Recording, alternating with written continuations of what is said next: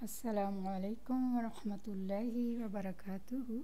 الحمدللہ ثم الحمدللہ۔ آج ہم سفر کا مہینہ اور بدشگونی پہ بات کریں گے، اور انشاءاللہ اس میں ہمیں بہت کچھ جاننے کا موقع ملے گا، جو چیزیں ہماری دین کا حصہ نہیں ہیں، جو ہمیں قرآن و سنت سے جس کی کوئی دلیل نہیں ملتی، لیکن وہ ہمارے معاشرے میں یا ہمارے گھروں میں ان چیزوں کو بڑے اہتمام کے ساتھ کیا جاتا ہے، تو ہمیں ان ساری چیزوں کے بارے میں جاننا ضروری ہے۔ بلکہ قرآن پاک میں سورہ نساء کی آیت نمبر 51 میں ہمیں جبت اور طاغوت سے منع کیا گیا ہے، اور اسی طرح حدیث کے مفہوم سے ہمیں پتہ چلتا ہے کہ جو لوگ جبت اور طاغوت سے بچتے ہیں وہ جنت میں بغیر حساب کے داخل ہو جائیں گے۔ تو یہ کتنا بڑا اجر ہے اگر ہمیں یہ پتہ چل جائے کہ ہم کہاں کہاں پر جبت اور طاغوت کی پیروی کر رہے ہیں، جبکہ ان چیزوں کا ہم شکار ہیں، تو انشاءاللہ سفر کے مہینے میں جو باتیں ہوتی ہیں، جن چیزوں کے بارے میں ہمیں جاننا ضروری ہے، وہ انشاءاللہ ساری آپ کو ان لیکچرز میں ملیں گی، تاکہ ہم ان چیزوں سے بچ سکیں اور اپنی آخرت کو بہتر بنا سکیں اور اپنی زندگی کو آسان اور خوبصورت بنا سکیں۔ اور میں اپنی بہنوں سے امید کرتی ہوں کہ وہ ان چیزوں پہ توجہ فرمائیں گی، اور ان چیزوں کو جو ہمارے دین کا حصہ نہیں ہے، جن کی ہمیں قرآن و حدیث میں کوئی دلیل نہیں ملتی، ان چیزوں کو اپنی زندگی سے نکالیں گی اور اپنے فرائض پہ اور اپنی سنتوں پہ عمل کرنے کی کوشش کریں گی، تاکہ ہم دنیا میں بھی ایک خوبصورت اور آسان اور بہترین زندگی گزار سکیں اور آخرت کے بلند درجات کو بھی پا سکیں۔ تو امید کرتی ہوں کہ بہنیں اس لیکچر کو خود بھی سنیں گی اور اپنی باقی بہنوں کے ساتھ بھی اس کو شیئر کریں گی، تاکہ وہ بھی اس خیر کی بات میں شامل ہو سکیں، ان چیزوں کو جان سکیں، اور اللہ تعالیٰ اس سلسلے میں ہماری مدد فرمائے، ہماری رہنمائی فرمائے۔ جزاک اللہ خیر۔ یفقہوا قولی۔ یہ بتائیے کہ آج اسلامی مہینے کی کون سی تاریخ ہے؟ 11 صفر۔ اچھا، سن کون سا؟ 1425۔ سفر کے مہینے کے بارے میں آپ کیا جانتے ہیں؟ کوئی بات آپ نے سن رکھی ہو، جیسے محرم کے بارے میں آپ نے سنا ہوگا، اسی طرح ذوالحج کی فضیلت اور فضائل کے بارے میں بھی آپ نے پڑھا ہوگا، رمضان تو خیر سب کو معلوم ہے، شوال میں عید بھی کی ہوگی، لیکن سفر کے بارے میں کیا حکم ملتا ہے، کون سے عمل کا حکم ملتا ہے، اور اس کے بارے میں عام طور پر ہمارے معاشرے میں کس قسم کے خیالات پائے جاتے ہیں؟ انہوں نے سن رکھا ہے کہ اس مہینے میں 313 یا اس سے زیادہ دفعہ سورۃ مزمل پڑھنی چاہیے، اور کیا کرنا چاہیے؟ اس مہینے میں لوگ شادی وغیرہ نہیں کرتے، اور یہ مہینہ مردوں پہ بھاری ہوتا ہے، اور اس میں چنے ابال کر انہیں کھلائے جاتے ہیں یا کسی اور کو دے دیتے ہیں؟ ٹھیک ہے، محلے میں بانٹے جاتے ہیں تاکہ ہماری بلائیں ان کی طرف چلی جائیں اور ان کی ہماری طرف بھی آتی ہیں۔ آٹے کی گولیاں بنا کے، سنا ہے کہ 365 یعنی سال کے دنوں کے برابر، انگریزی سال کے دنوں کے برابر 365 گولیاں بنا کر تالابوں میں ڈالی جاتی ہیں تاکہ بلائیں ٹل جائیں اور رزق میں ترقی ہوگی۔ اور کیا سنا اس مہینے کے بارے میں؟ 13 بہت منحوس عدد ہے اس مہینے کا، اور 13 تیزہ بھی اس کو کہتے ہیں، وغیرہ وغیرہ۔ یہ سب باتیں کہاں بیان ہوئی ہیں؟ کس کتاب میں؟ لوگوں کی کتاب میں، کہ بہت سی ایسی باتیں عورتوں نے خود سے بنا رکھی ہیں، ایک دوسرے سے سن کے یا توہمات کا شکار ہو کے، جبکہ ان کی کوئی اصلیت نہیں، کوئی ان کی حقیقت نہیں۔ عام طور پر سفر کے بارے میں یہ بات مشہور ہے کہ اس مہینے میں بہت سی بلائیں اترتی ہیں، بہت سی مصیبتیں نازل ہوتی ہیں، اس مہینے کو منحوس سمجھا جاتا ہے۔ تو میرا سوال آپ سے یہ ہے کہ اللہ سبحانہ وتعالی نے کسی وقت یا زمانے یا دن ان چیزوں کو منحوس سمجھنے کا کہاں حکم دیا ہے؟ کیا ہمارے دین میں زمانے کو برا بھلا کہا جا سکتا ہے؟ زمانے کو منحوس قرار دیا جا سکتا ہے؟ کیا حدیث آتی ہے اس بارے میں کہ زمانے کو برا نہ کہو کیونکہ زمانہ میں خود ہوں؟ وقت کا بنانے والا کون ہے؟ اللہ ہے۔ اللہ خالق کل شیء، اللہ ہر چیز کا خالق ہے، آسمان کا، زمین کا، سورج کا، چاند کا، ستاروں کا، پہاڑوں کا، دریاؤں کا، میرا اور آپ کا، سب کا خالق اللہ ہے. ہر چیز اسی کی طرف سے آئی ہے. اور یہ جو دن رات ہے ان کا خالق بھی اللہ ہے. جب سے اس نے زمین آسمان بنائی ہے، چاند ستارے بنائے ہیں، جبھی سے اس نے دن رات بھی بنائے ہیں. یہ دن اور رات اس کی نشانیوں میں سے ہیں. قرآن پاک میں اللہ تعالیٰ فرماتے ہیں وَجَعَلْنَا اللَّيْلَ وَالنَّهَارَ آیَتَيْن، ہم نے رات اور دن کو دو نشانیاں بنایا ہے. یعنی دن کا وجود میں آنا، سورج کا چمکتے ہوئے سامنے آ جانا اور سورج کا غروب ہو جانا اور بالکل رات کا اندھیرا چھا جانا، یہ سب کیا ہے؟ اللہ کی نشانی. یہ سب کچھ اللہ کی یاد دلاتی ہے، اللہ تعالیٰ کی پہچان کرواتی ہے. پھر اسی آیت میں اللہ تعالیٰ فرماتے ہیں فَمَحَوْنَا آیَةَ اللَّيْلِ، رات کی نشانی کو ہم نے بے نور بنایا. وَجَعَلْنَا آیَةَ النَّهَارِ مُبْصِرَةً، اور دن کی نشانی کو روشن بنایا، یعنی سب کچھ اس میں نظر آتا ہے، جبکہ اندھیرے میں یہ سب نظر نہیں آتا. اور یہ دن کی نشانی کو روشن کیوں بنایا؟ لِتَبْتَغُوا فَضْلًا مِّن رَبِّكُمْ، تاکہ تم اپنے رب کا فضل تلاش کرو. وَلِتَعْلَمُوا عَدَدَ السِّنِينَ وَالْحِسَابَ، اور تاکہ تم جان سکو سالوں کی گنتی اور حساب کتاب. یعنی سال و ماہ کو معلوم کرنے کا ذریعہ بنایا، کیونکہ دنوں سے مل کر ہفتے بنتے ہیں، مہینے بنتے ہیں، مہینوں سے مل کر سال بنتے ہیں. اور یہ سب کچھ ہماری ایک ضرورت تھی. تو گویا رات اور دن کی تبدیلی کی وجہ سے اور سورج کی وجہ سے ہمیں سالوں کا حساب کتاب پتہ چلتا ہے. اسی طرح نہ صرف یہ کہ سورج اللہ کی نشانیوں میں سے ہے اور اس سے سال و ماہ کا حساب پتہ چلتا ہے، بلکہ اسلامی کیلنڈر چاند کے اندر آنے والی تبدیلیوں سے ہوتا ہے. اسی لیے قرآن پاک میں کیا آتا ہے؟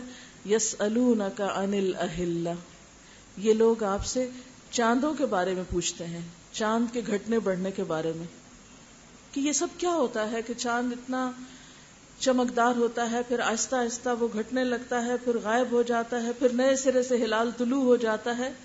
تو یہ سب کچھ کیا ہے؟ تو اللہ تعالیٰ نے کیا فرمایا؟ قُلْ هِيَ مَوَاقِيتُ لِلنَّاسِ وَالْحَجِّ، یہ چاند جو اللہ کی نشانی ہے یہ بھی لوگوں کو کیا بتانے کے لیے آیا ہے؟ اوقات. ایک عالمی کیلنڈر ہے. ان پڑھ سے ان پڑھ، جاہل سے جاہل انسان کے لیے اللہ تعالیٰ نے آسمان پر اتنا بڑا کیلنڈر، اتنی بڑی ڈیٹ رکھ دی ہے کہ آج کون سی تاریخ ہے. ویسے تو ہم بھولے ہوئے ہوتے ہیں نا، لیکن چاند کا مثلا مہینے کی پہلی راتوں میں جلدی طلوع ہونا، پھر ایک خاص شیپ میں طلوع ہونا.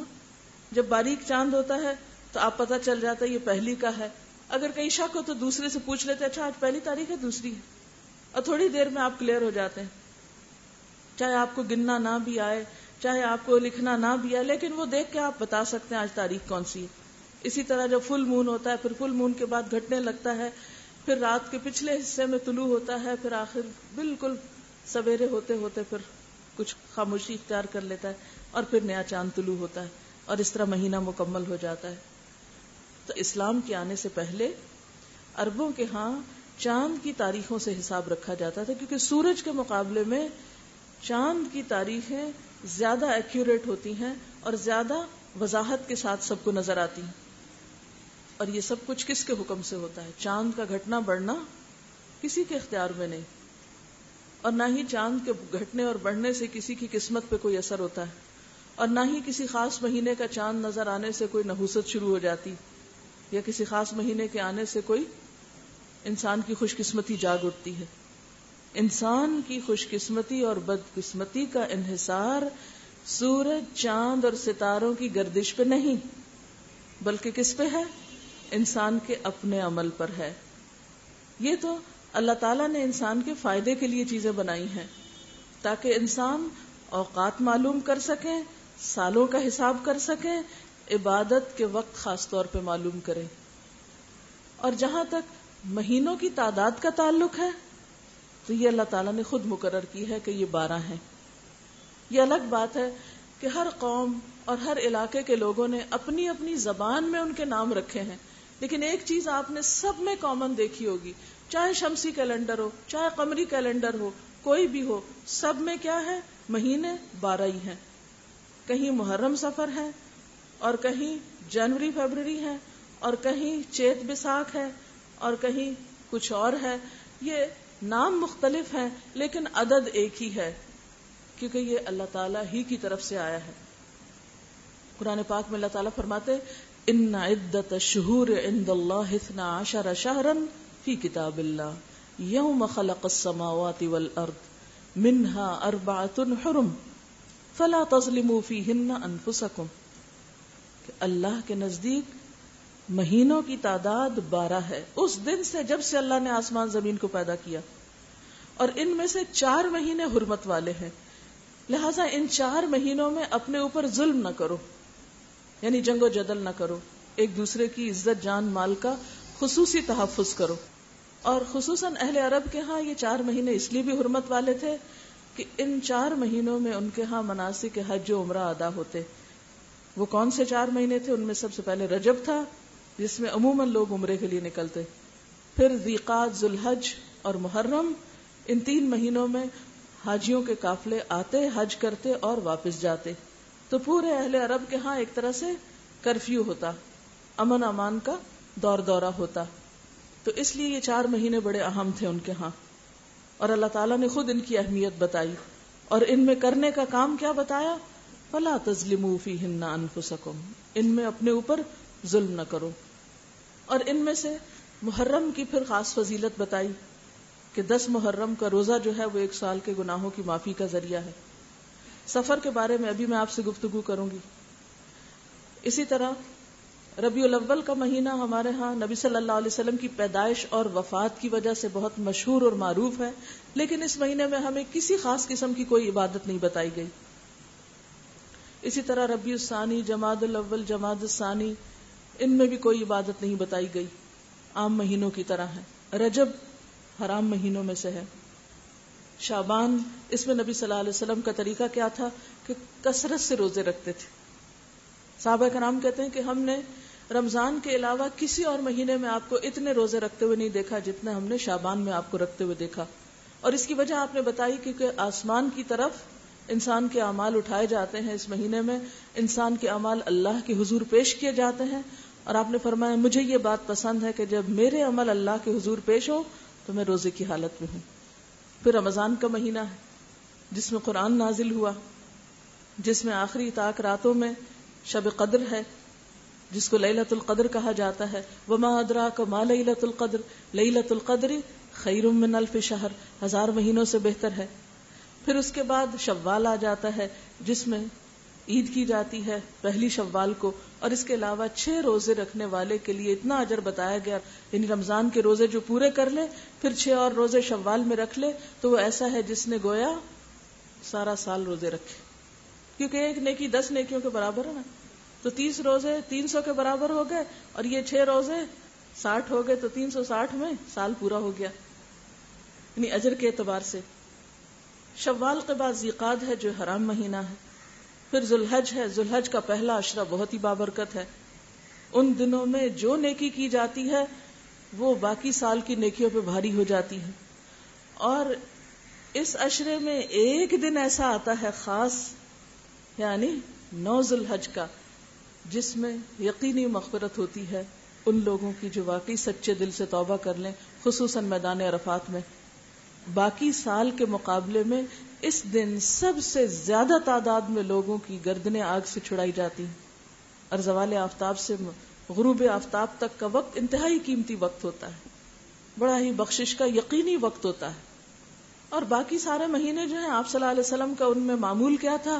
ہر ماہ 3 روزے رکھنا ایام 20 میں. ایام 20 کون سے ہوتے ہیں؟ جب فل مون ہوتا ہے 13، 14 اور 15. تو ایام 20 میں آپ صلی اللہ علیہ وسلم کیوں روزے رکھتے تھے، یا آپ نے کیوں روزے رکھنے کی تلقین کی؟ کیونکہ آپ نے تجربے میں بھی دیکھا ہوگا کہ جب فل مون ہوتا ہے تو سمندر کی لہریں بہت اونچی اٹھ رہی ہوتی ہیں، اس میں مد و جزر ہوتا ہے.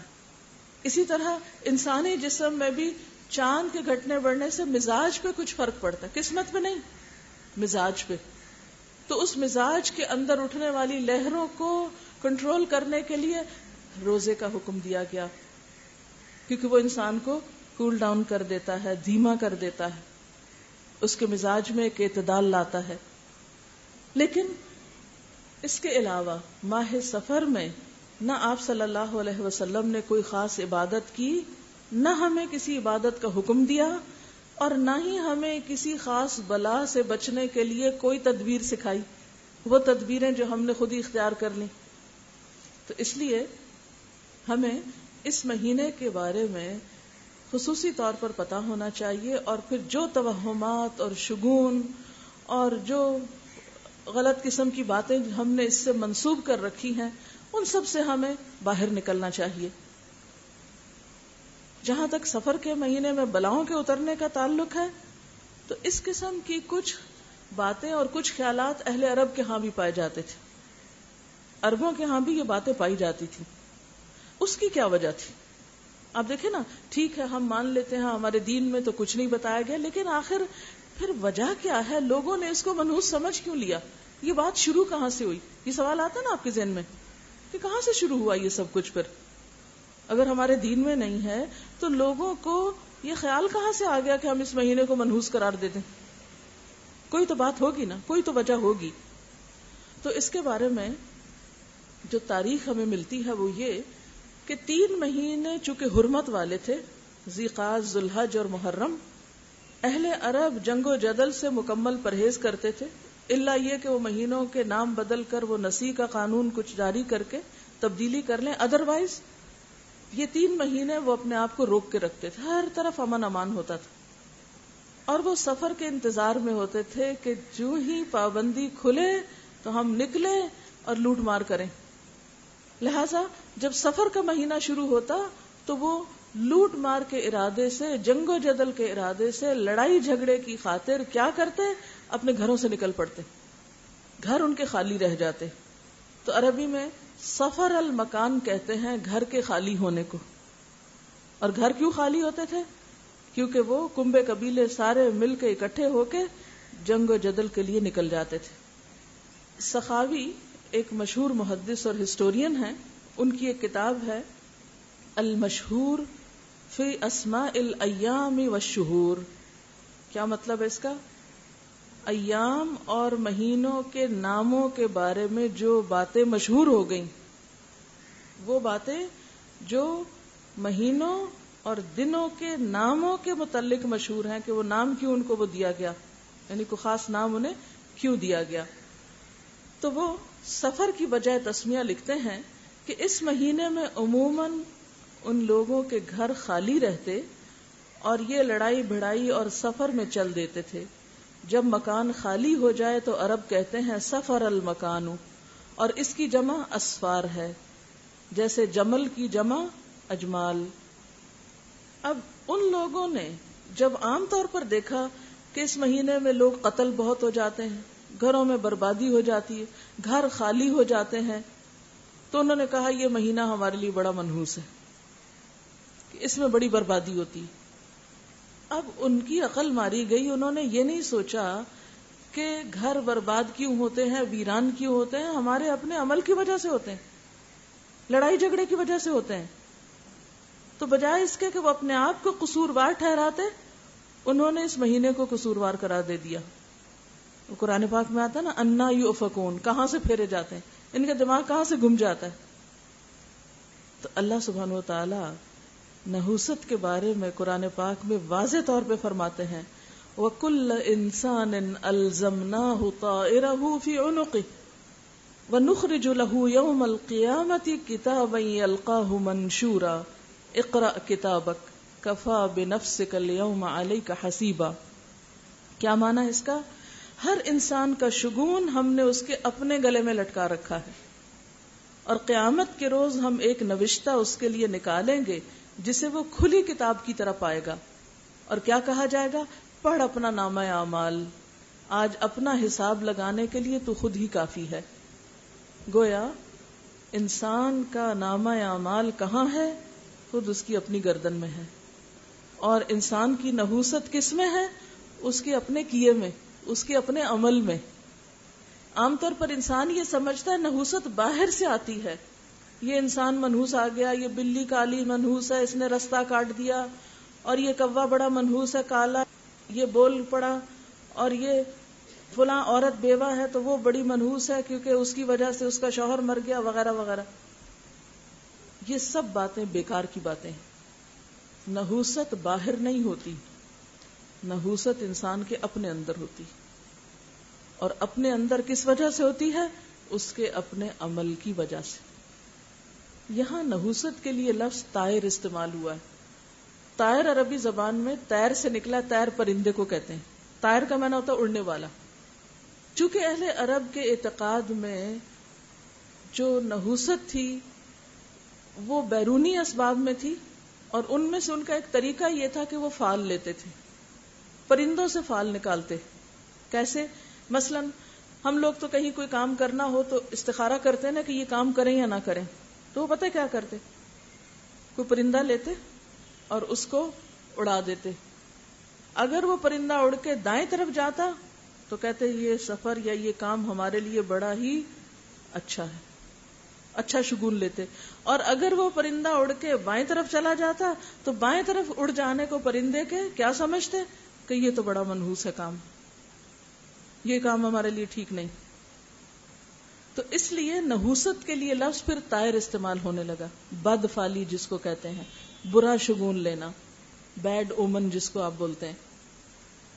تو اس لیے اللہ سبحانہ وتعالی نے انسان پہ واضح کر دیا کہ تم اپنی نحوست باہر نہیں اندر تلاش کرو. اے اہل عرب، تمہاری لڑائی جھگڑے نے تمہارے لیے اس مہینے کو منحوس بنا دیا. مہینہ منحوس نہیں، وقت میں خرابی نہیں، کسی دن میں خرابی نہیں. نحوست تمہارے اپنے عمل کی وجہ سے، تمہارے گھروں کی ویرانی تمہاری اپنی جنگ و جدل کی وجہ سے. تو اصل سبب پہ غور کرو، اصل حقیقت پہ غور کرو. اور عام دنوں میں بھی آپ دیکھیں، عام لوگوں کے لیے بھی کوئی دن یا جگہ یا انسان منحوس نہیں ہوتا. انسان کا اپنا طرز عمل ہوتا ہے، اپنا رویہ اور اپنا اخلاق اور اپنا طریقہ ہوتا ہے جو دوسرے کو آپ کا دوست یا دشمن بنا دیتا ہے. اور پھر انسان اپنی غلطی کا تو اعتراف نہیں کرتا، دوسرے کو بلیم کرتا رہتا ہے. اب ہم یہ دیکھیں گے کہ اسلام میں بدفعلی کی حقیقت کیا ہے، یعنی یہ برا فعل اور یہ سب کچھ، اس کی اصلیت کیا ہے، اور اس کے بارے میں یا برا شگون لینے کے بارے میں ہمارا دین ہمیں کیا بتاتا ہے. قرطبی نے ایک حدیث روایت کی ہے، رسول اللہ صلی اللہ علیہ وسلم نے فرمایا، من رجعت الطیرۃ عن حاجتہ فقد اشرک. جو کسی چیز سے بدفعلی پکڑ کر اپنے مقصد سے لوٹ آیا اس نے شرک کیا. مثلا گھر سے نکلنے لگا، آگے کالی بلی آ گئی، اس نے اس کو اپنے لیے منحوس سمجھا، یا پھر یہ کہ اس سے بدفعلی لی اور گھر واپس آ گیا. میں تو نہیں جا رہا آج کام پہ، میں تو نہیں سفر کر رہا آج. کیوں؟ اس لیے کہ رستے میں بلی آ گئی. تو ایسا کرنا کیا ہے؟ معمولی بات نہیں ہے. آپ نے فرمایا فقد اشرکا، اس نے شرک کیا. اس لیے کہ کسی کا نفع یا نقصان بلی کے ہاتھ میں ہے ہی نہیں، کسی طوطے کے پاس کچھ نہیں. وہ کہاں ہے؟ انسان کے اپنے اندر ہے. اس کا اپنا عمل ہے، اس کا اپنا اخلاق ہے، اس کا اپنا رویہ ہے کہ وہ کسی دوست کو دشمن بنا لیتا ہے یا دشمن کو دوست بنا سکتا ہے. صحابہ نے پوچھا، اے اللہ کے رسول صلی اللہ علیہ وسلم، ایسا شخص کیا کفارہ دے کہ اس کی توبہ قبول ہو جائے؟ یعنی اگر واقعی زندگی میں ایسے شرک کر بیٹھے ہیں ہم، تو اب ہم لوٹیں کیسے اس سے؟ فرمایا کہ وہ یوں کہے، اللہم لا خیر الا خیرک ولا خیر الا خیرک ولا الہ غیرک ثم یمضی لحاجتہ. اے اللہ، تیری فعل کے بغیر اور کوئی فعل نہیں. یعنی اچھا شگون یا اچھائی اور برائی تیری ہی طرف سے آتی، قسمتیں تیرے ہاتھ میں ہیں، فائدہ اور نقصان تیرے پاس سے ہے، کسی پرندے کے ہاتھ میں کچھ نہیں.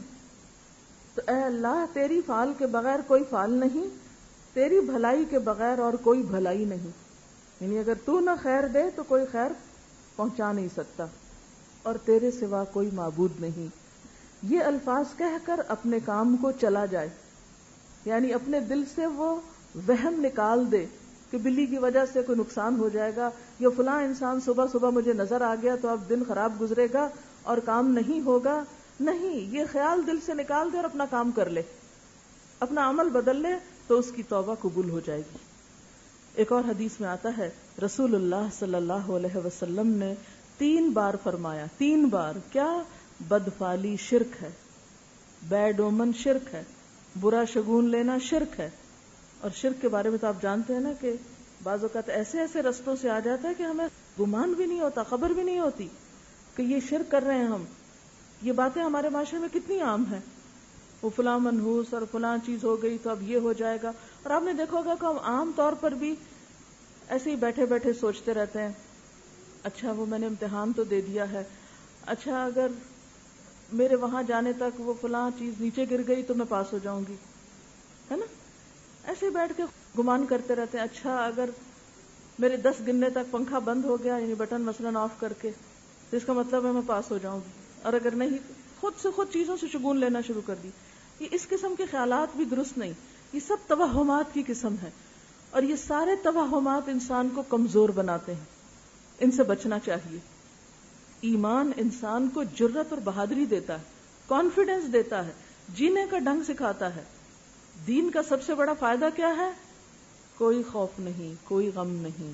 وہ انسان کو خوف اور غم سے آزاد کرتا ہے. تو یہ کس قسم کی دینداری ہے کہ آنکھ کے پھڑکنے سے بھی خوف زدہ ہے اور ہاتھ پہ کھجلی ہونے سے بھی امید لگا کے بیٹھ گئے کہ آج کوئی مال ملے گا.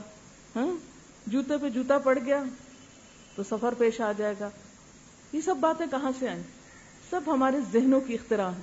یہ اسی قسم کے بچگانہ خیالات بیٹھ کے کوئی سوچتا ہوگا کہ اچھا یہ ہو گیا تو اس کا مطلب ہے یوں ہو جائے گا، اور اتفاق سے وہ ہو گیا تو آئندہ کے لیے اس کو ایک فتوے کے طور پہ جاری کر دیا کہ ایسا ہو تو یوں ہو جاتا ہے، حالانکہ اس کی کوئی حقیقت نہیں ہوتی. پھر اسی طرح یہ کہ کالا رنگ ہم کو تو سوٹ ہی نہیں کرتا. ہمارے خاندان میں تو کوئی کالا رنگ پہن لے تو بس بیمار پڑ جاتے ہیں. تو پھر اپنے سر کے بال بھی مڈوا دو، وہ کیوں کالے رکھے ہوئے ہیں؟ ان کا رنگ بھی تبدیل کرا دو. پھر اسی طرح یہ کہ اگر سبز رنگ پہن لیا یا سبز جوتا پہن لیا تو اس سے کیا ہوتا ہے؟ کہتے ہیں کہ سبز رنگ کا جوتا نہ پہنو کیونکہ بے ادبی ہوتی ہے، روزے کا رنگ سبز ہے. تو سبز گھاس پہ کیوں چلتے ہو؟ سبز گھاس پہ کیوں چلتے ہو؟ اس سے بے ادبی نہیں ہوتی؟ خانہ کعبہ کا غلاف کالا ہے اس لیے کالا کپڑا نہ پہنو. آسمان کا رنگ نیلا ہے تو پھر نیلا نہ پہنو. زمین کا رنگ مٹیالہ ہے تو مٹیالہ نہ پہنو کہ بےزتی ہے انسان کی زمین والا رنگ پہنے. تو پھر تو ہر چیز اپنے اوپر خود ساختہ حرام کر لی، اپنے خیال کے مطابق چیزوں کو حلال یا حرام کر لیا، اور پھر اس میں قسمت بھی ساتھ جوڑ دی. تو بات یہ ہے کہ یہ سب انسان کے اپنے خیالات ہیں، شیطان کے وسوسے ہیں، توہمات ہیں. شیطان کیا کرتا ہے؟ شیطان اپنے دوستوں کو ڈراتا ہے. یخوف اولیاء، یہی اس کے خوف ہوتے ہیں کہ جن باتوں کی کوئی حقیقت نہیں، بیکار قسم کی باتیں، ان کو ایک حقیقت بنا کے پیش کرتا ہے. اور آپ دیکھیے کہ یہ بات صرف اہل عرب میں نہیں تھی، صرف مشرک اقوام میں ہی نہیں تھی. افسوس یہ کہ بعض پڑھی لکھی اقوام میں بھی یہ باتیں ملتی ہیں. دینی اعتبار سے بھی پڑھی لکھی اور دنیاوی اعتبار سے بھی پڑھی لکھی قومیں بعض شگون میں مبتلا ہیں. سب سے پہلے تو ہم دیکھتے ہیں کہ قرآن ہمیں بتاتا ہے کہ اہل کتاب، پیپل آف دا بک، پڑھے لکھے لوگ وہ کیا کرتے ہیں؟ الم تر الی الذین اوتوا نصیبا من الکتاب یؤمنون بالجبت والطاغوت. کیا تم نے دیکھا ان لوگوں کو جنہیں کتاب دی گئی یا کتاب کا ایک حصہ دیا گیا، وہ کیا کرتے ہیں؟ جبت اور طاغوت پر ایمان رکھتے ہیں. اچھا یہ جبت کیا چیز ہے؟ بے حقیقت، بے اصل اور بے فائدہ چیز کو جبت کہتے ہیں. بے اصل اور بے حقیقت. اب یہ جتنے شگون ہیں یہ سب بے اصل ہیں، بے حقیقت ہیں. اور اسلام کی زبان میں کہانت، فال گیری، ٹونے ٹوٹکے، شگون اور سارے قسم کے وہمی خیالات اور باتیں اور سپرسٹیشنز اور توہمات، یہ سب کچھ کا ملغوبہ جبت کہلاتا ہے. یعنی جن باتوں کی کوئی اصل ہے ہی نہیں ان کو اپنے سر پہ سوار کر لینا. مثلاً کوئی چھوٹی سی بھی تکلیف ہوئی، طبیعت خراب ہے، بس ضرور مجھے نظر لگ گئی. کوئی دو لوگوں کے تعلقات خراب ہیں، ان پہ تو جادو ہو گیا ہے. یعنی پہلا خیال جو کسی بیماری تکلیف میں جاتا ہے وہ عموماً بے حقیقت باتوں کی طرف جاتا ہے جن کی کوئی اصل نہ ہو. اور پھر ان بدگمانیوں کی وجہ سے آپس میں پیار محبت کے رشتے ختم ہو کے رہ جاتے ہیں. فلاں بیٹھا ہوا تھا وہ مجھے دیکھ رہا تھا، بس اسی کی نظر لگی ہوگی، چاہے وہ عزیز ترین دوستی کیوں نہ ہو، آئندہ سے اس کے بارے میں دل میں میل رکھ لی، دل میں کوئی بدگمانی رکھ لی، اس سے وہم آنے لگا، اس سے خوف آنے لگا، اس کا آنا منحوس ہونے لگا، اچھے بھلے کام رک گئے، تعلقات ختم ہو گئے، بات کی حقیقت کچھ بھی نہیں۔ اور یہ سب کون کرتے ہیں؟ الذین اوتوا الکتاب، جنہیں کتاب ملی۔ اور آج ہم مسلمانوں کا حال بھی یہی ہے، قرآن کے ہوتے ہوئے، سنت واضح کے ہوتے ہوئے یہ سب کچھ ہو رہا ہے۔ رسول اللہ صلی اللہ علیہ وسلم نے فرمایا، پرندے کے نام سے، کنکری پھینک کر، خط کھینچ کر یعنی زائچے بنا کے، پرندہ اڑا کے فال لینا، سب جبت میں شامل ہے۔ جبت میں کیا کچھ شامل ہے؟ پرندے کے نام سے، پھر کنکری پھینک کے یا لکیر لگا کے یا پرندہ اڑا کے فال لینا، یہ سب کچھ شامل ہے۔ حضرت عمر رضی اللہ تعالیٰ عنہ کہتے ہیں کہ جبت سے مراد سحر ہے، جادو ہے۔ اور جادو کے بارے میں آپ نے فرمایا، جس نے جادو کیا اس نے گویا کفر کیا۔ جادو تو ہمارے ایمان کا دشمن ہے، اور آپ صلی اللہ علیہ وسلم نے دھاگوں پہ پڑھ کے گرہ لگانے کو بھی جادو قرار دیا ہے۔ یہ نہیں کہ کسی جادوگر کے پاس جا کے آپ جادو کرا کے آئے، بنگالی جادوگر یا کالا جادوگر، لیکن اگر آپ گھر میں بیٹھ کے خود دھاگوں پہ کچھ پڑھ پڑھ کے گرہ لگا رہے ہیں تو یہ بھی جادو کی قسم ہے۔ اور یہ سمجھنا کہ اس سے کوئی چیز رک جائے گی یا کوئی کھل جائے گی، یہ سب بیکار کی باتیں۔ اور خاص طور پر نجومیوں کے پاس اور جادوگروں کے پاس جانے سے ہمیں منع کیا گیا ہے، اور ان پر اعتقاد رکھنے سے منع کیا گیا ہے۔ اور اس میں آپ دیکھیے کہ آپ صلی اللہ علیہ وسلم نے واضح الفاظ میں فرمایا ہے۔ حضرت حفصہ رضی اللہ تعالی عنہا فرماتی ہیں کہ رسول اللہ صلی اللہ علیہ وسلم نے فرمایا، جو شخص کسی کاہن یا نجومی کے پاس آیا اور اس سے کوئی بات پوچھی اور اس پر یقین کر لیا تو اس کی 40 راتوں کی نمازیں قبول نہ ہوں گی۔ یہ صحیح مسلم کی روایت ہے۔ ابو داؤد کی روایت ہے، حضرت ابو ہریرہ رضی اللہ تعالی عنہ سے روایت ہے کہ رسول اللہ صلی اللہ علیہ وسلم نے فرمایا، جو شخص کسی کاہن کے پاس آیا اور جو کچھ کاہن نے بتایا اس کی تصدیق کی، اس کو سچ مانا، تو گویا محمد صلی اللہ علیہ وسلم پر جو کچھ نازل ہوا اس سے اس نے انکار کر دیا۔ یعنی آپ پر اتری ہوئی تعلیمات کا گویا اس نے انکار کر دیا۔ کس نے؟ جو غیب کے حالات معلوم کرنے کے لیے کسی کاہن یا جادوگر کے پاس جائے، جو غیب کے حالات معلوم کرنے کے لیے کسی کاہن یا جادوگر کے پاس جائے۔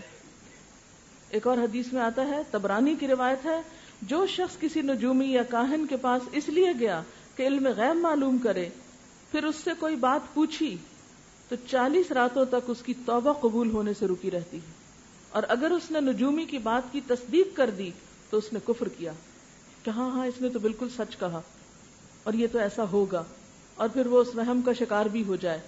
اچھا، یہاں ایک اور وضاحت کرنا چاہوں گی کہ بعض اوقات ایسا بھی ہوتا ہے کہ نجومیوں کی کچھ باتیں ہمیں حقیقت معلوم ہوتی ہیں، وہ جو کوئی تیر تکے چلاتے ہیں اس میں کچھ نہ کچھ باتیں بعض اوقات درست بھی نکل آتی ہیں، پھر انسان کا اعتقاد اور زیادہ ان پہ پختہ ہونے لگتا ہے۔ اچھا، بعض اوقات آپ نے دیکھا ہوگا کچھ لوگ کافی ریڈنگ کرتے ہیں، کافی ریڈرز جن کو کہتے ہیں، کافی میں قسمت تلاش کرتے ہیں، بعض لوگ بالوں کو دیکھ کے کچھ بتاتے ہیں، بعض اور اسی طرح کی باتوں کے ذریعے لوگوں کو ان کے حالات بتاتے رہتے ہیں، قسمت بتاتے رہتے ہیں، بعض اوقات ہاتھ کی لکیریں دیکھ کے بتاتے ہیں، بعض اوقات اور کچھ قیافے کرتے رہتے ہیں اور اس سے غیب کی خبریں دیتے رہتے ہیں۔ تو بات یہ ہے کہ ایسا بھی ممکن ہے کہ اللہ تعالیٰ کسی کو کوئی علم ان علوم میں سے دے دے اور وہ بندہ ہمارے لیے ایک آزمائش ہو، بالکل ایسے ہی جیسے بابل کے شہر میں ہاروت ماروت کو اتارا گیا تھا، اور وہ سحر جانتے تھے اور سکھاتے تھے اور بتاتے تھے کہ دیکھو ہم تو فتنہ آزمائش ہے، ایسا مت کرو، لیکن لوگ پھر بھی سیکھتے تھے اور اپنا جا کے ایمان بیچتے تھے۔ قرآن پاک میں آتا ہے نا، وَمَا يُعَلِّمَانِ مِنْ أَحَدٍ حَتَّى يَقُولَا إِنَّمَا نَحْنُ فِتْنَةٌ فَلَا تَكْفُرْ، ہم تو فتنہ ہیں، مت کفر کرو، لیکن لوگ ہاتھ دھو کے ایسے لوگوں کے پیچھے پڑ گئے۔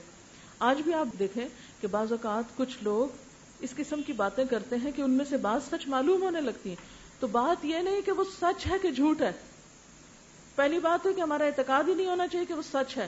لیکن اگر اتفاق سے کوئی بات ان کے منہ سے نکلی ہوئی سچ ہو گئی یا پچھلی زندگی کی کوئی بات انہوں نے ایسی بول دی تو یہ سب ہمارے لیے آزمائش ہے. ہمیں اس سے بچنا چاہیے, کیونکہ بہت سے لوگوں کو اگر منع کیا جائے تو حجت بازی کرنے لگتے ہیں. نہیں ہم نے خود تجربہ کیا ہوا ہے, سچ نکلتی ہیں باتیں, وہ فلاں نجومی نے مجھے یہ بتایا تھا. اس قسم کی تصدیق کرنا منع ہے. ایسی باتوں کے بارے میں بس خاموشی اختیار کرنی چاہیے, تصدیق بھی نہیں کرنی چاہیے, خواہ وہ سچی کیوں نہ نکل آئے. کیوں؟ اس لیے کہ ہمارے منہ سے نکلی ہوئی تصدیق دوسرے لوگوں کا ایمان خراب کر دیتی ہے. وہ بھی اٹھ کے چل پڑتے ہیں, اچھا ہم بھی پوچھ کے آئے, وہ فلانا کہہ رہا تھا, اس کی بات سچ نکلتی ہے. خواہ سچ نکلی ہو پھر بھی مت بولیں. اور آج آپ دیکھیں کہ ایسی چیزوں کے عام ہونے کی اصل وجہ کیا ہے؟ لوگوں کی لا علمی اور لا علمی میں کہی ہوئی باتیں اور اس طرح کی تصدیقیں. تو اگر بابل کے شہر میں ہاروت اور ماروت آزمائش تھے تو آج بھی اس قسم کے کچھ لوگ ہمارے لیے آزمائش ہو سکتے ہیں, وہ سچے ہوں کہ جھوٹے ہوں. ہمیں منع کیا گیا کہ تم نے ان کے پاس نہیں پھٹکنا, نہ آؤٹ آف کیوریوسٹی اور نہ آؤٹ آف فن, کیونکہ بعض لوگ صرف انجوائمنٹ کے لیے ایک فن کے طور پر صرف کھیل تماشے کے طور پہ چل پڑتے ہیں. نہ کھیل تماشے کے طور پہ جانا ہے اور نہ سنجیدگی سے جانا ہے, کیونکہ بعض اوقات مذاق میں کہی ہوئی باتیں بھی انسان کے اوپر اس طرح اثر کر جاتی ہیں کہ زندگی کا رخ پلٹ جاتا ہے.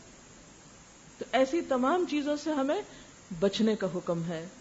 کچھ اور حدیثیں ہیں اس بارے میں, بدشگونی وغیرہ کے بارے میں, اور ان چیزوں کے بارے میں کچھ اور ہمارے دین میں ہمیں رہنمائی ملتی ہے. حضرت ابو ہریرہ رسول اللہ صلی اللہ علیہ وسلم سے روایت کرتے ہیں کہ آپ نے فرمایا, مرض کا لگ جانا, الو اور سفر اور نحوست یہ سب باتیں بے حقیقت ہیں. بعض لوگ کہتے ہیں نا مجھے فلاں سے زکام لگا, میرے بچے کو فلاں سے چکن پاکس ہوئے, ایسی باتیں کرتے ہیں نا لوگ. یہ نہیں کرنی چاہیے. اس کا یہ مطلب نہیں ہے کہ جراثیم نہیں ہوتے یا بیماریاں اچھوت کی نہیں ہوتی یا اچھوت نہیں ہوتی, ہوتی ہیں. بعض بیماریاں کنٹیجس ہوتی ہیں, لیکن کوئی بھی جراثیم اور کوئی بھی شخص کسی کو نفع یا نقصان نہیں دے سکتا جب تک اللہ کا اذن نہ ہو. چلو مان لیا آپ کو لگا, اس سے زکام, اس کو لگا, اس سے اس کو, تو پہلے کو کہاں سے لگا تھا؟ پہلے کو کس سے لگا تھا؟ پہلے کو جہاں سے لگا تھا نا اللہ کے اذن سے, تو باقیوں کو اگر کسی بھی چیز سے لگا تو اللہ کے اذن سے. نہ شفا کسی کے ہاتھ میں. یہ کہنا بھی شرک ہے کہ مجھے فلاں کے ہاتھ سے شفا ہوئی ہے. ہم لا علمی میں ایسی باتیں بھی کر جاتے ہیں نا. نہیں, شفا بھی اللہ کے اذن سے ہوتی. اللہ کے فضل سے یہ دوا فائدہ مند ہوئی, اللہ کے اذن سے یہ بیماری لگی.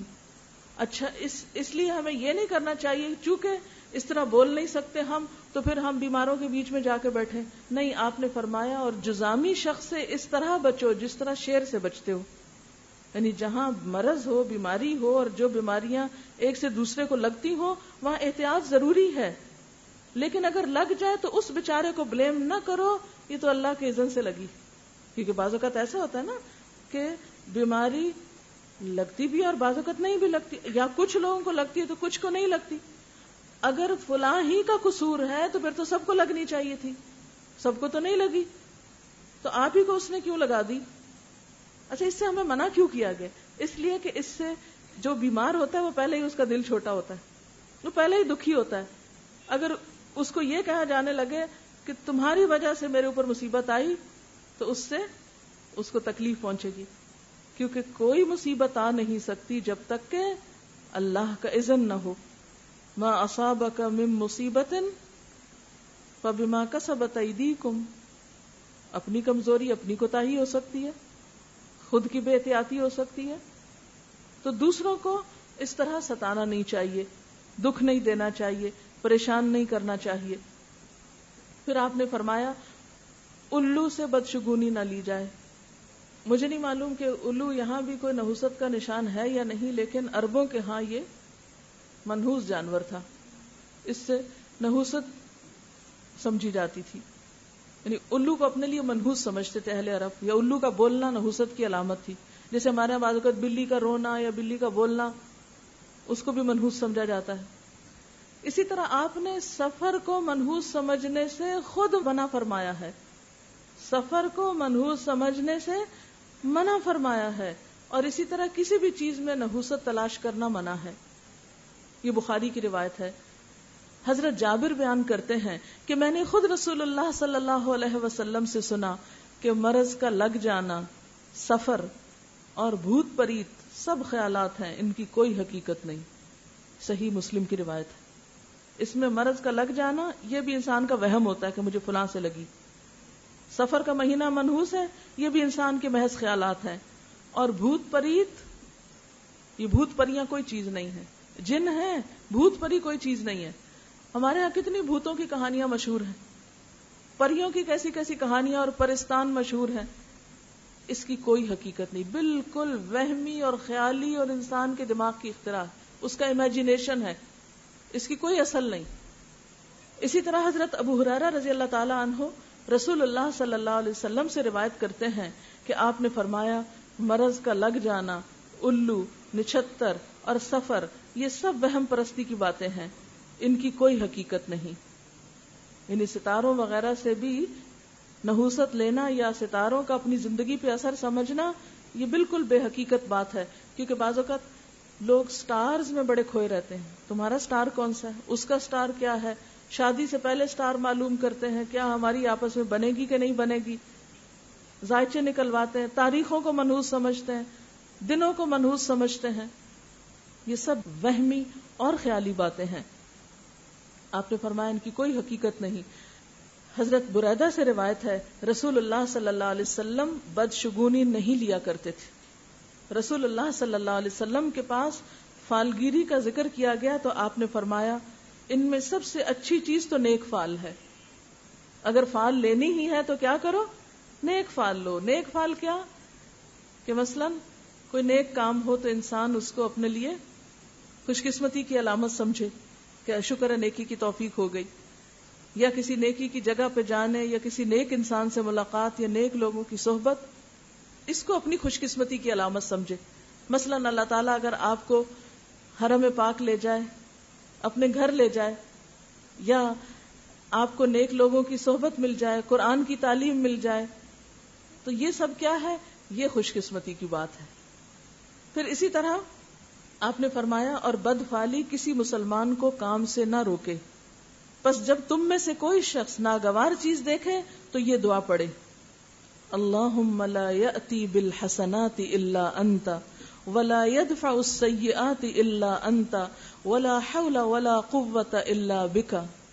کیا معنی ہے، یا اللہ تیرے سوا کوئی بھلائیاں نہیں پہنچاتا اور تیرے سوا کوئی برائیاں نہیں ٹالتا، اور برائیوں یعنی مصیبتوں سے بچنا اور نیکی کی قوت سے بہرہ ور ہونا تیری ہی توفیق سے ممکن ہے، یعنی یہ سب کچھ تیری ہی طرف سے ہوتا ہے۔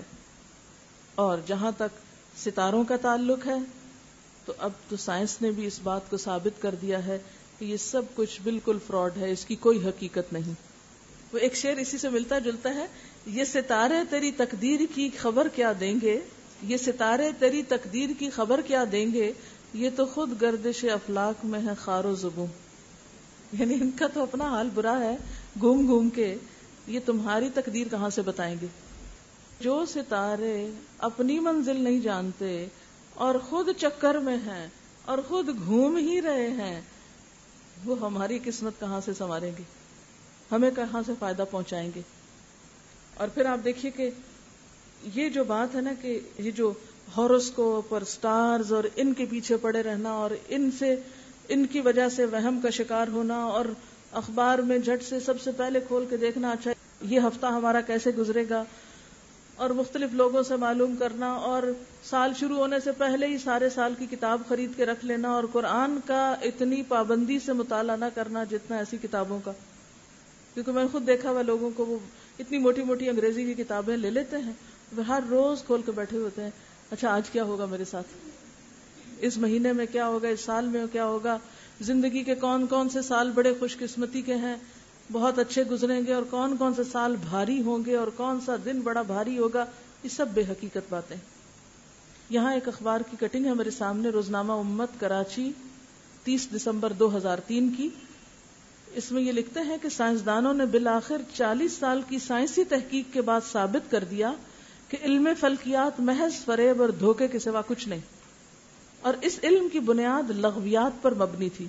اس تحقیق پر 1958 سے لندن میں کام شروع ہوا، جس میں ایک سابق ماہر فلکیات اور سائنسدان جیفری ڈین اور کینیڈا کی کیچوان یونیورسٹی کی ماہر نفسیات ایوان کیلی نے حصہ لیا.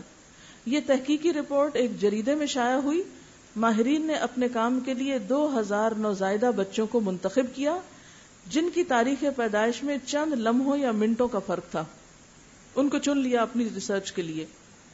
اسٹرالوجی، جس کا دعویٰ ہے کہ پیدائش کا وقت ہر شخص کی زندگی پر اثر انداز ہوتا ہے اور ان کے رویوں، طرز معاشرت، ذہنی اور معاشی صلاحیتوں کا دار و مدار پیدائش کے وقت چاند اور سورج کے اثرات کے زیر اثر ہوتا ہے، لیکن جب ان بچوں کی پرورش کی گئی تو معلوم ہوا کہ ہر بچے کی ذہنی صلاحیت، رویہ، جنسی صلاحیت، حساس پن اور کردار ایک دوسرے سے بالکل مختلف تھا. اگر ان سب کی قسمت ایک ستارے کے تحت ایک وقت میں ایک جیسی ہونی تھی تو پھر وہ فرق کیسے آ گیا؟ سائنسدان ان بچوں کے درمیان کوئی مماثلت تلاش نہ کر سکے. تحقیقی ٹیم کے سربراہ جیفری ڈین نے اس صورتحال پر تبصرہ کرتے ہوئے کہا کہ تحقیق سے ثابت شدہ نتائج علم فلکیات یعنی ایسٹرولوجی کی کھلی نفی کرتے ہیں. بالکل بوگس ہے یہ علم، کوئی حقیقت ہی نہیں اس کی. یعنی یہ جو علم نجوم ہے اور ستاروں کا انسانی قسمتوں پر اثر انداز ہونا ہے یا چاند کی کچھ تاریخوں کا اور کچھ مہینوں کا منحوس ہونا ہے، یہ سب دماغی اختراع ہے انسانوں کی. اور اس میں آپ دیکھیں کہ ہمارے ہاں بعض دنوں کو منحوس سمجھا جاتا ہے اور بعض قوموں میں وہی دن بڑے اچھے شمار ہوتے ہیں. مثلا یورپ میں بدھ کا دن جو ہے یہ منحوس سمجھا جاتا ہے. ہمارے ہاں کیا کہتے ہیں؟ بدھ کام سدھ، یعنی بدھ کے دن کام سیدھا ہوتا ہے. اچھا، ویسٹ میں 13 کا عدد جو ہے وہ بڑا منحوس سمجھا جاتا ہے اور اس کے کچھ اثرات ہم تک بھی، اور خصوصاً سفر کی 13 تاریخ، 13 تیزہ جس کو بولتے ہیں یا تیزی بولتے ہیں کہ بڑے تیز دن ہوتے ہیں. یہ چائنیز میں 13 تاریخ بڑی خوش قسمتی کی علامت سمجھی جاتی. اب ایک ہی تاریخ ہے، ایک اس میں نحوست تلاش کر رہا ہے اور دوسرا اس میں خوش قسمتی تلاش کر رہا ہے. معلوم نہیں پھر سچ کیا اور جھوٹ کیا. تو بات یہ ہے کہ یہی جبت ہے، بے حقیقت باتیں ہیں، وہمی باتیں ہیں جس میں ہم نے اپنے آپ کو خود بخود الجھا لیا. مجھے خود اتفاق ہوا کینیڈا میں ایک اونچی بلڈنگ میں جانے کا. تو ہم جب لفٹ میں سوار ہوئے تو میرے خیال 20ویں 22ویں فلور پہ شاید ہمیں جانا تھا.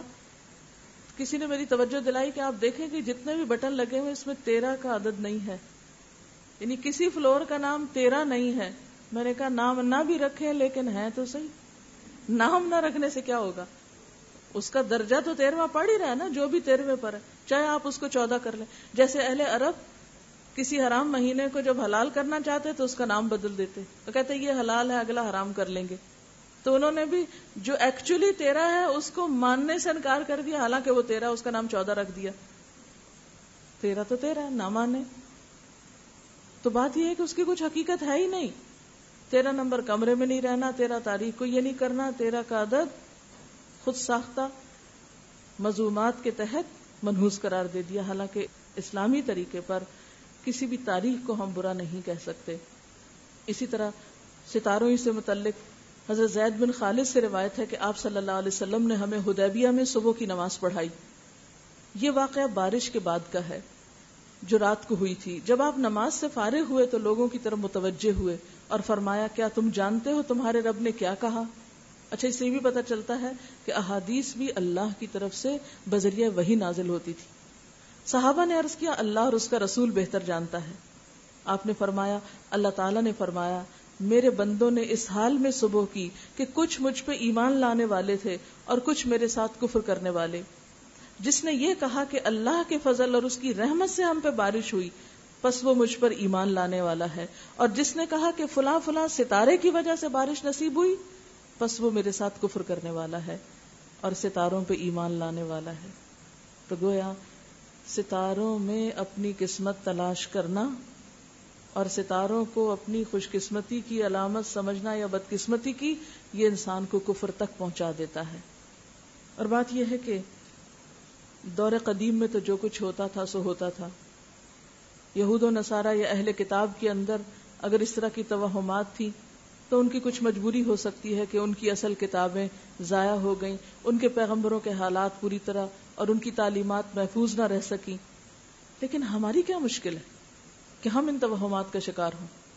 آخر ہم یہ سب کچھ کیوں کریں جبکہ ہمارے پاس اللہ کی کتاب موجود ہے، جبکہ ہمارے پاس نبی صلی اللہ علیہ وسلم کا طریقہ محفوظ شکل میں موجود ہے، اور جبکہ اس میں آپ صلی اللہ علیہ وسلم نے واضح الفاظ میں فرما دیا ولا سفر، سفر کی کوئی حقیقت نہیں، اس کے باوجود ہمارے معاشرے میں یہ سب چیزیں عام ہیں.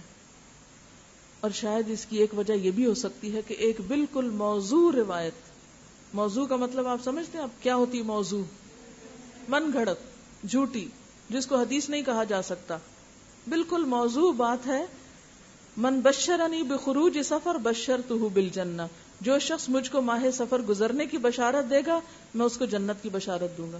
یہ بالکل جھوٹی بات ہے، یہ حدیث نہیں ہے. ہو سکتا ہے کہ کوئی شخص جس کو آپ یہ بتائیں کہ بخاری کی حدیث میں آتا ہے کہ سفر کی حقیقت کچھ نہیں، تو وہ آپ کو یہ کہے کہ دیکھو یہ حدیث بھی ہے، تو یہ حدیث ہی نہیں ہے، یہ بالکل موضوع یعنی گھڑی ہوئی بات ہے. تو اس مہینے میں شادی سے پرہیز کرنا یا تقریبات کا نہ منانا اور اس کو منحوس سمجھنا یہ اسلامی طرز عمل نہیں. اور اسی طرح 13 تاریخ کو گھنگنیاں ابال کے کھانے کے پیچھے بھی کوئی سند نہیں. اسی طرح 365 آٹے کی گولیاں تالابوں میں پھینکنے کی بھی کوئی حقیقت نہیں. اب آپ دیکھیں کہ انوائرنمنٹ کے لیے بہت کانشیس ہیں لوگ، جو پڑھے لکھے لوگ ہیں. اقوام مغرب اس کے بارے میں دن رات پروپیگنڈا کر رہی ہیں کہ جتنی سائنس ترقی کرتی جا رہی ہے اتنا ہی نیچر جو ہے اس میں مداخلت ہو رہی ہے، اور بہت سے چیلنجز بڑھ رہے ہیں انسانوں کے لیے، اور زمین پر رہنا جو ہے وہ دشوار سے دشوار تر ہوتا چلا جا رہا ہے. اور اس میں ایک مسئلہ انسان کا پولوشن ہے. اور کیا کریں جب لوگ دین کے نام پر، اسلام کے نام پر تالابوں میں آٹا پھینک کے پولوشن کریں. آپ خود سوچیں کہ اگر ایک شہر کی آبادی، آپ کے شہر میں کتنی آبادی، 1 کروڑ سے زائد کی آبادی، اگر ہر شخص اپنی نحوست دور کرنے کے لیے اس دور میں جب کہ آٹا 20 روپے کلو ہو گیا ہے، غریبوں کو کھانے کو نہیں ملتا، اگر 365 گولیاں بنا کے سمندر میں یا تالابوں میں پھینکنا شروع کریں تو حالات کیا ہو جائیں گے؟ کیا لوگ ہم پہ ہنسیں گے نہیں؟ کیا ہم جانوروں کو کھلا رہے ہیں یا مار رہے ہیں؟ مچھلیوں کو اتنا آٹا کھلانا اور ان کے جینے کا پانی پلوٹ کر کے رکھ دینا، یہ کہاں کی عقل مندی؟ اس قسم کی باتیں جو مسلمانوں کے لیے جگ ہنسائی کا سبب بنے، ان سے خاص طور پر پرہیز کرنا چاہیے. اچھا پھر آپ دیکھیں کہ اس مہینے میں ایک دوسری انتہا بھی پائی جاتی ہے. ایک طرف اس کو منحوس سمجھتے ہیں اور دوسری طرف کچھ اور کام بھی کیے جاتے ہیں. مثلا آخری بدھ جو اس مہینے کا ہے اس میں چھٹی کی جاتی ہے، کاروبار بند کر دیے جاتے ہیں. خصوصاً جو ہاتھ سے کام کرنے والے کاریگر اور مزدور قسم کے لوگ ہیں وہ چھٹی مناتے ہیں. وہ کہتے ہیں اس دن کام کرنا درست نہیں، اور مٹھائی کا مطالبہ کرتے ہیں، باقاعدہ مٹھائی بانٹی جاتی ہے، اور اس دن چھٹی دینا باعث اجر و ثواب سمجھا جاتا ہے. اور بعض لوگ، خواتین خاص طور پر، اس دن اچھے کپڑے پہنتی ہیں، لوگ خصوصاً تفریح کے لیے نکلتے ہیں. اور اس کے لیے کیا دلیل پیش کرتے ہیں کہ نبی صلی اللہ علیہ وسلم بیماری کے بعد اس دن صحت یاب ہوئے تھے اور آپ سیر و تفریح کے لیے نکلے تھے، تو ہم اس خوشی میں یہ سب کچھ کرتے ہیں. حالانکہ تاریخی اعتبار سے یہ بالکل الٹ بات ہے. حقیقت یہ ہے کہ اس دن آپ صلی اللہ علیہ وسلم کی بیماری کا آغاز ہوا تھا، جس میں آپ نے وفات پائی. جس بیماری میں آخر کار آپ نے وفات پائی تھی، اس بیماری کا آغاز سفر کے آخر میں ہوا تھا. اور ہم اپنی لا علمی اور نااہلی کی وجہ سے اس دن تفریح کر رہے ہیں، چھٹی منا رہے ہیں، مٹھائیاں بانٹ رہے ہیں. یہ سب کچھ کیا ہے؟ کسی عام انسان کی بیماری اور وفات پر بھی کوئی ایسے نہیں کرتا، اور کہاں ہم مسلمان اپنے پیارے نبی صلی اللہ علیہ وسلم کی بیماری کے آغاز پر ہم اس قسم کی تقریبات منا رہے ہیں. یعنی کچھ لوگوں نے تو سارے مہینے کو اپنے لیے حرام کر لیا اور کچھ نے موج میلے کی بھی صورت نکال لی. اچھا بعض لوگ خاص طور پر اس دن چوری بناتے ہیں، اور ان کا کہنا یہ کہ نبی صلی اللہ علیہ وسلم جب صحت یاب ہوئے تھے تو انہوں نے چوری کھائی تھی. کیا عقل اس بات کو مانتی ہے کہ کوئی شخص ایک بیماری کے بعد جب صحت یاب ہو تو پہلا کھانا اس کو چوری دیا جائے؟ کیا وہ ہضم کر لے گا؟ کیا عام طور پر کوئی بخار سے اٹھے تو آپ اس کو کیا کھلاتے ہیں؟ چوری پکڑا کے دیتے ہیں؟ نہیں. تو اس دن خصوصی طور پہ چوری بنانا اور اس قسم کے خیالات رکھنا یہ درست نہیں. اچھا بعض لوگ اس دن مٹی کے برتن توڑ دیتے ہیں گھر میں، جو مٹکے وغیرہ پڑے ہوں. اب آپ دیکھیں کہ یہ مال کے ساتھ کیسا سلوک ہے، اپنے چیزوں کے ساتھ، یعنی اس قسم کی تخریب کاری کو آپ کیا کہیں گے کہ گھر میں جو مٹی کے برتن پڑے ہیں ان کو اپنے ہاتھ سے توڑ دینا، یعنی اتنے فالتو پیسے ہیں ہمارے پاس. یا ہو سکتا ہے کہ جو سال بھر گھڑے استعمال کرتے ہوں لوگ، اب وہ گھر میں کہاں رکھیں، جگہ نہ ہوتی ہو تو انہوں نے یہ طریقہ نکال لیا ہو. لیکن یہ سب بالکل بیکار کی باتیں ہیں. ہمارے دین میں اس کی کوئی گنجائش نہیں کہ ہم اپنے چیزوں کو خود نقصان پہنچائیں یا مچھلیوں کو نقصان پہنچائیں یا آٹا انسان کو کھلانے کی بجائے جانوروں کو جا کھلائیں. آپ صلی اللہ علیہ وسلم نے فرمایا لا عدوى ولا طیر ولا ہام ولا سفر، نہ بیماری متعدی ہوتی ہے، نہ شگون ہوتا ہے، نہ ہی ہامہ ہے، ہامہ کہتے ہیں زہریلے کیڑے وغیرہ کو، اور نہ سفر ہے. اس سلسلے میں آخری بات یہ کہنا چاہوں گی کہ ہمارا عقیدہ اس لحاظ سے مضبوط ہونا چاہیے اور ہمارے مائنڈ میں یہ بات بالکل واضح ہونی چاہیے کہ خوشی اور غم، نفع اور نقصان سب کچھ اللہ کے ہاتھ میں ہے. کوئی تکلیف نہیں آ سکتی جب تک کہ اللہ نہ چاہے. قرآن پاک میں اللہ تعالیٰ فرماتے ہیں قُل لَن يُصِيبَنَا إِلَّا مَا كَتَبَ اللَّهُ لَنَا، آپ کہہ دیجئے کہ ہمیں ہرگز کوئی برائی یا بھلائی نہیں پہنچتی مگر وہ جو اللہ نے ہمارے لیے لکھ دی. هُوَ مولانا، وہی ہمارا مولا ہے. وَعَلَى اللَّهِ فَلْيَتَوَكَّلِ الْمُؤْمِنُونَ، اور اللہ پر توکل کرنے والوں کو توکل کرنا چاہیے، سب بھروسہ اللہ پر ہونا چاہیے. اسی طرح ایک اور حدیث میں آتا ہے ما اصابک لم یکن لیخطئک وما اخطأک لم یکن لیصیبک، جو مصیبت تم کو پہنچی وہ تم سے ٹل نہیں سکتی تھی اور جو ٹل گئی وہ تم تک آ ہی نہیں سکتی تھی. اور اسی طرح جو رزق تمہیں ملنا تھا وہ کوئی اور لے نہیں سکتا، اور جو کسی اور کے پاس چیز چلی گئی وہ تمہارے پاس آنے والی ہی نہیں تھی. تو غم کیسا؟ یہ چیز انسان کو کتنا مطمئن کر دیتی ہے کہ جو کچھ ہوا اللہ کے اذن سے ہوا. اور ہر نماز کے بعد جو دعا ہمیں پڑھنے کے لیے سکھائی گئی وہ کیا ہے؟ اللہم لا مانع لما آتیت ولا معطی لما منعت ولا ينفع ذا الجد منک الجد. اے اللہ، نہیں کوئی روک سکتا جو آپ عطا کریں اور نہیں کوئی دے سکتا جو چیز آپ روکنا چاہیں، اور نہیں فائدہ دے سکتی کسی دولت مند کو آپ کے عذاب کے مقابلے میں دولت. یعنی دنیا بھر کی دولت کسی کو عذاب سے نہیں بچا سکتی. مجرم قیامت کے دن تمنا کریں گے کاش زمین بھر سونا اور اتنا ہی اور فدیے میں دے دیں اور چھوٹ جائیں، تو نہیں چھوٹ سکیں گے. اللہ تعالیٰ اگر کسی کو پکڑے کوئی چھڑا نہیں سکتا، اور اگر وہ چھوڑ دے تو کوئی پکڑ نہیں سکتا. سب کچھ اللہ کے ہاتھ میں ہے. اس لیے ہمیں ایسی تمام چیزوں سے پرہیز کرنا چاہیے جو ہمارے دین کے لیے نقصان دہ ہیں. کسی نے لکھا ہے کہ میں اکثر ایسے سوچتی تھی کہ اگر ایک دن اچھا گزرا تو دوسرا برا گزرے گا. کیا یہ بھی غلط ہے؟ جی ہاں. آپ کیوں سوچتی تھی؟ آپ کے پاس کیا دلیل تھی کہ برا گزرے گا یا اچھا گزرے گا؟ کل کس کو پتا؟ کسی کو نہیں پتا. لہذا ہمیں کس نے حق دیا کہ ہم اس قسم کے فتوے دیں؟ اچھا، اسی طرح بعض لوگوں کا حال یہ ہوتا ہے کہ وہ کوئی چوری ہو جائے تو پھر کسی سے پوچھنے چل پڑتے ہیں. ایسا کبھی سنا؟ اور بعض ایسے لوگ بھی ہوتے ہیں کہ جو فال نکال کے لوگوں کو بتاتے ہیں کہ اچھا فلاں نے چوری کی ہوگی. مثلاً بعض کتابوں میں فال نکالتے ہیں، بعض قرآن پاک سے فال نکالنا شروع کر دیتے ہیں. مثلا کچھ مخصوص چیزیں پڑھ کے اس کو کھولیں گے، پھر اتنے صفحے 7 صفحے پلٹا کے پھر دیکھیں گے کیا لکھا ہوا ہے، پھر اس سے من مانی کوئی تفسیر اس کی کریں گے، اس کا مطلب نکالیں گے اور کسی پر کوئی الزام لگا دیں گے. ایسے ہی ایک واقعہ میں نے کہیں پڑھا تھا کہ ایک شخص پہ چوری کا الزام اسی طرح لگایا گیا. اس کو اتنا غصہ آیا، وہ مسجد آیا، اس نے قرآن پاک کو بھی پھاڑا اور کہا کہ یہ کتاب بھی جھوٹی اور یہ امام بھی جھوٹا. میں نے کہا چوری کی ہے. اب آپ خود سوچیں کہ اس میں کتنا سخت خطرہ ہے دین کے بدنام ہونے کا بھی اور ایک شخص کو کفر میں مبتلا کرنے کا کہ آپ کسی پہ جھوٹا الزام لگا رہے ہیں. اس طرح بعض لوگ طوطے سے فال نکلواتے ہیں، پرچیوں پہ خود ہی کچھ لکھ کے رکھ دیتے ہیں، پھر طوطے کے آگے وہ کرتے ہیں کہ طوطا کوئی بھی پرچی اٹھا لے اور پھر جو کچھ وہ اٹھا لیتا ہے کہتے ہیں کہ یہ دیکھو یہ قسمت میں ہے. حالانکہ اس کی کوئی حقیقت نہیں ہوتی. ہمارے استاد پنجاب یونیورسٹی میں ہوتے تھے تو انہوں نے ایک دفعہ ہمیں واقعہ سنایا، کیونکہ لاہور میں کئی جگہ پر طوطے والا بیٹھا ہوتا تھا. تو انہوں نے واقعہ سنایا کہ میں نے ایک دفعہ طوطے والے سے کہا کہ میں نے فال نکلوانی ہے. تو اس نے کہا ضرور آ گیا ہو. کہا کہ سوال کرو.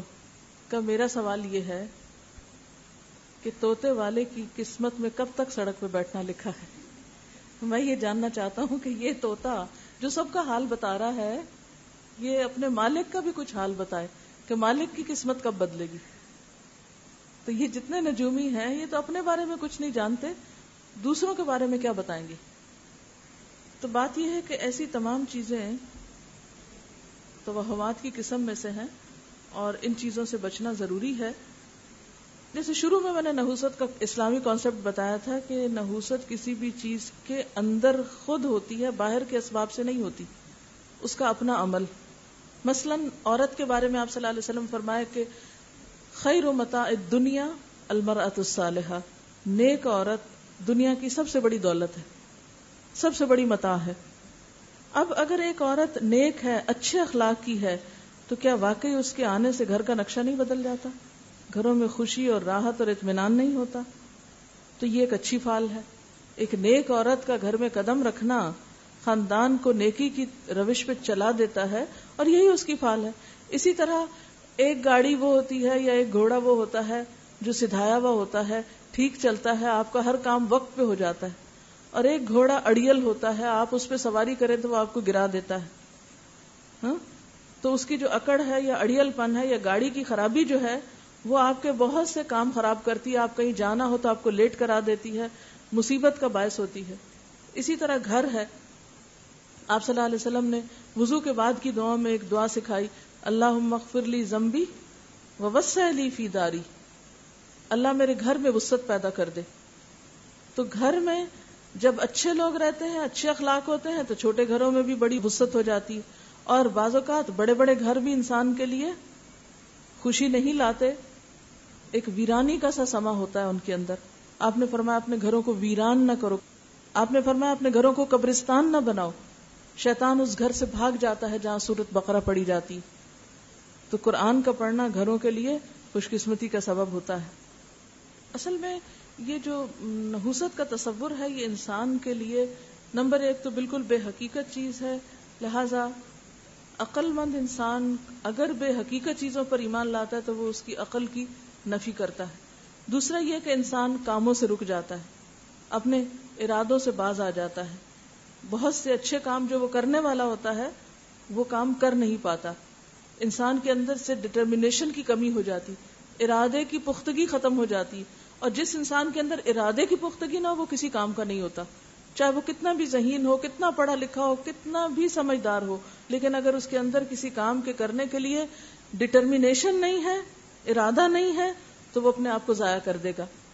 اسی طرح انسان کی ول پار جو ہے وہ کمزور ہو جاتی ہے، انسان انجانے خوف کا شکار ہو جاتا ہے. تو اس لیے اس طرح کی چیزوں سے بچنا بے حد ضروری ہے.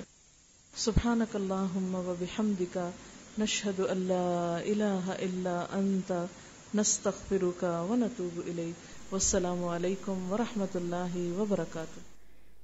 السلام علیکم ورحمۃ اللہ وبرکاتہ. الحمدللہ ثم الحمدللہ. آج ہم نے ماہ سفر اور اس کی بدشگونی کے بارے میں سنا ہے، اور اس میں اسٹارز کا علم اور نجومیوں کے پاس جانا اور پامسٹری جس میں کہ ہاتھ دیکھ کر ہاتھ کی لکیروں سے قسمت بتائی جاتی ہے. ایسی بہت ساری چیزیں ہماری اسکول کالج کی بچیاں جسٹ ایز اے فن کے طور پر بھی کرتی ہیں، ایک دوسرے کو دکھاتی ہیں اور ایک دوسرے اور کئی دفعہ ان باتوں پہ یقین بھی کر لیتی ہیں. تو اس کا بہت بڑا نقصان ہے. کہتے ہیں کہ 40 دن کی نماز قبول نہیں ہوتی اور 40 دن تک توبہ قبول نہیں ہوتی. تو یہ چیزیں کوئی معمولی نہیں ہیں جن کو ہم جسٹ ہمارے ہر طرف پھیلی ہوئی ہیں اور ہر کوئی ان چیزوں کا ان چیزوں میں پڑا ہوا ہے. تو اس سے ہمیں بچنے کی ضرورت ہے. تو اس لیے ہم دعا کرتے ہیں کہ اللہ تعالی ہمیں، ہمارے بچوں کو، ہمارے آنے والی نسلوں کو ان چیزوں سے محفوظ رکھے، اور ہم اپنے رب سے وہ ساری بھلائیاں، ساری رحمتیں، سارا فضل مانگتے ہیں جو ہمارے پیارے نبی حضرت محمد صلی اللہ علیہ وآلہ وسلم آپ سے مانگا کرتے تھے، اور ہم ان تمام شرور سے پناہ چاہتے ہیں جن سے ہمارے پیارے نبی حضرت محمد صلی اللہ علیہ وآلہ وسلم پناہ مانگا کرتے تھے۔ ربنا آتنا فی الدنیا حسنۃ وفی الآخرۃ حسنۃ وقنا عذاب النار۔ ربنا لا تزغ قلوبنا بعد إذ هديتنا وهب لنا من لدنك رحمة إنك أنت الوهاب۔ سبحان ربك رب العزة عما يصفون، سلام على المرسلين، الحمد لله رب العالمين۔ سبحانك اللهم وبحمدك أشهد أن لا إله إلا أنت أستغفرك وأتوب إليك۔ آمین ثم آمین۔ جزاک اللہ خیر۔ امید کرتی ہوں کہ بہنیں اس لیکچر کو خود بھی توجہ سے سنیں گی اور اپنی باقی بہنوں کے ساتھ بھی اس کو شیئر کریں گی، اور ان میں موجود ساری چیزوں کو اپنی زندگی میں جائزہ لیں گی کہ ہم ان چیزوں سے نکل سکیں یا ان چیزوں سے بچ سکیں۔ جزاک اللہ خیر۔ السلام علیکم ورحمۃ اللہ وبرکاتہ۔